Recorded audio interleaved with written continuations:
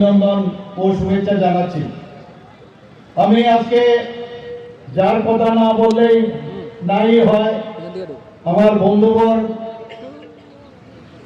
আমাদের পবিত্র বিধানসভার যিনি অধ্যক্ষ ছিলেন স্বর্গীয় বিশ্ববন্ধু সেন, এবং তার এই অকাল প্রয়াণে আমাদের সত্যিকারের অর্থে যদি বলতে হয়, আমাদের একটা বিরাট অপূরণীয় ক্ষতি হয়ে গেছে। আমি প্রথমেই প্রয়াত বিশ্ববন্ধু সেনের স্মৃতিতে শ্রদ্ধার্ঘ্য নিবেদন করছি, এবং উনি যে কাজগুলো, যে অর্ধসমাপ্ত যে কাজ, সেইগুলো আগামী দিন আমরা সবাই মিলে আমরা সেটা করব, সেটা আজকে আমাদের প্রতিজ্ঞাবদ্ধ হতে হবে, এবং আমরা সেইভাবে আমরা কাজ করব। এবং আমরা জানি উনি একজন বিশিষ্ট শিল্পীও ছিলেন। উনার চিন্তা ভাবনা, উনার যে আমরা দেখতাম যেভাবে উনি যাত্রা শিল্পী থেকে আরম্ভ করে নাট্য পরিচালনার ক্ষেত্রে নিজেও নাটকের সাথে যুক্ত ছিলেন, সব কথা আজকের দিনেও কিন্তু মনে করি। আজকে ওনাকে আমরা মিস করছি, এখানে বলার অপেক্ষা রাখে না।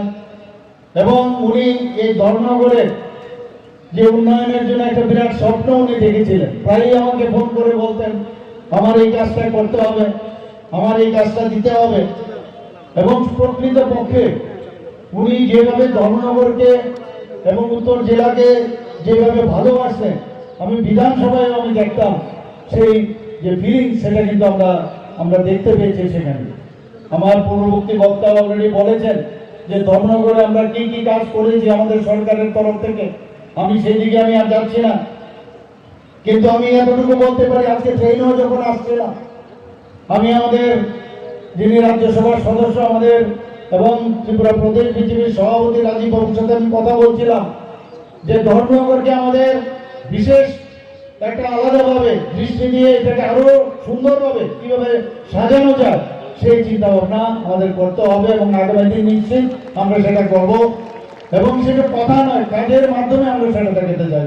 বন্ধুগণ, আপনারা জানেন যে মাননীয় প্রধানমন্ত্রীজি আজকে যে আমাদের ত্রিপুরাতে যেভাবে শান্তি প্রতিষ্ঠিত হয়েছে, টিঙ্কুবাবু এখানে বলেছেন যে আগরতলায় যদি যেতে হতো আগে কি অবস্থার মধ্যে, আগে রাস্তাঘাট কি অবস্থা ছিল সেখানে। শুধু তাই নয়, আমাদের যে এসকর্ট ছাড়া আগরতলা থেকে এখানে আসা যেত না, এখান থেকে এসকর্ট ছাড়া যাওয়া যেত না। সেই জায়গায় আজকে নর্থ ইস্টার্ন যুক্ত হয়েছে। আজকে মাননীয় প্রধানমন্ত্রীর কারণে আজকে নর্থ ইস্ট যে ডেভেলপমেন্ট, পাশাপাশি যে শান্তি প্রতিষ্ঠিত হয়েছে ত্রিপুরাতেও কিন্তু সেটা আমরা দেখতে পাচ্ছি। বন্ধুগণ, আমাদের বিরোধী দল নেতা কিছুদিন আগে ওনাকে আমি দেখছিলাম, উনি বলছিলেন যে 2018-এর আগেই নাকি ভারতীয় জনতা পার্টির যে সরকার চলছে সেটা নাকি নিজেই পড়ে যাবে। উনি এখনো সেই অনেক স্বপ্ন দেখছেন, ভেবেছেন 1977-78-এ যেভাবে ওনারা ঢুকে গিয়েছিল সেই সরকারের সময়ে, আর পরবর্তী সময়ে ইতিহাস কিভাবে নিজেদের তো ক্ষমতা নেই, খালি বসে আছে, কবে আমাদের নিজেদের মধ্যে ঝগড়া হবে এবং কিভাবে ঝগড়া লাগানো যায়, আর এই ফাঁকে ওনারা ঢুকে যাবেন, সেই চিন্তায় ওনারা এখন বুধ হয়ে বসে আছে। বন্ধুগণ, আমার কষ্ট হয় যে আমরা কাজ নিয়ে সকাল 6টা থেকে রাত্রি 12টা পর্যন্ত আমরা কাজ করি, কাজ নিয়ে মানুষের কাছে আমরা যাই, আর ওনারা বসে আছেন কবে আমাদের মধ্যে ঝগড়া হবে, এবং সেই আশায় ওনারা বসে আছেন। এবং ওনারা আবার নতুন ভাবে এই ভারতীয় জনতা পার্টিকে সরিয়ে ওনারা বামফ্রন্টের সরকার এখানে করবেন। হাত মিলিয়েছেন কাদের সাথে? তাদেরই যাদের সাথে এতদিন ধরে ওরা ঝগড়া করেছে, খুন, সন্ত্রাস, অগ্নিসংযোগ, আমরা সবাই জানি, দর্শন থেকে বাদ রাখেনি, তাদের সাথে সেই এখন ওনাদের সাথে বন্ধুত্ব করেছেন। কিভাবে সরকারে আসবে সেই চিন্তায় ওদের রাত্রিবেলা ঘুম হয় না, মানুষের কি কাজ করবে তার জন্য তারা চিন্তিত নয়। আমার পূর্ববর্তী বক্তা বলেছেন যে আমাদের যিনি মাননীয় উপমুখ্যমন্ত্রী ছিলেন, যিনি বর্তমানে তেলেঙ্গানা রাজ্যপাল হয়েছেন, আমাদের জিষ্ণুবাবু, আজকে আপনারা শুনেছেন যে আজকে ওনাকে মহারাষ্ট্রের যে রাজ্যপাল করেছেন ত্রিপুরার একজন রাজ পরিবারের এক সুসন্তানকে। উনি সেই কথাটা বলছিলেন, কি বলছিলেন যে স্বর্ণযুগ। উনি যখন অর্থমন্ত্রী ছিলেন তখন যে অফিসার ছিলেন, প্রথমে অফিসে গিয়ে একদিন বলছিলেন যে আমি অফিসারকে ডেকে বললাম যে স্বর্ণযুগ বলছে একটু কাগজ নিয়ে আসুন, ফাইলগুলো নিয়ে আসুন। ফাইলগুলো খুলে গিয়ে দেখে স্বর্ণের তো টাকাই নেই, 13,000 কোটি টাকার তারা আমাদের উপর ঠুকে গেছে এবং 13,000 টাকার লোন এই ভারতীয় জনতা পার্টির উপরে তারা এই ঋণ আমাদের কাছে দিয়ে গেছেন। এরকম মিথ্যা কিভাবে বলতে হয়?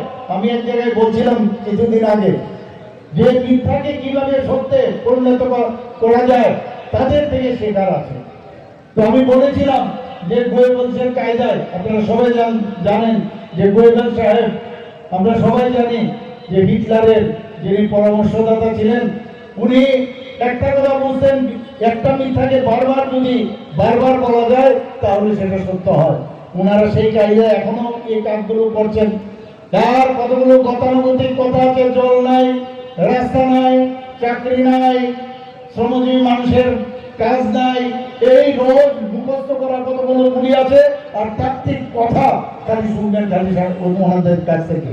বন্ধুগণ, আজকে আমরা যদি দেখি ত্রিপুরাতে, এখানে এই ত্রিপুরা রাজ্যে আজকে আঞ্চলিক দিক দিয়ে যদি বলি, আবার সর্বভারতীয় স্তরে 347টা পুরস্কার আমাদের ত্রিপুরা রাজ্য পেয়েছে। বন্ধুগণ, এর কিন্তু চারটিখানি কথা নয়, 347টা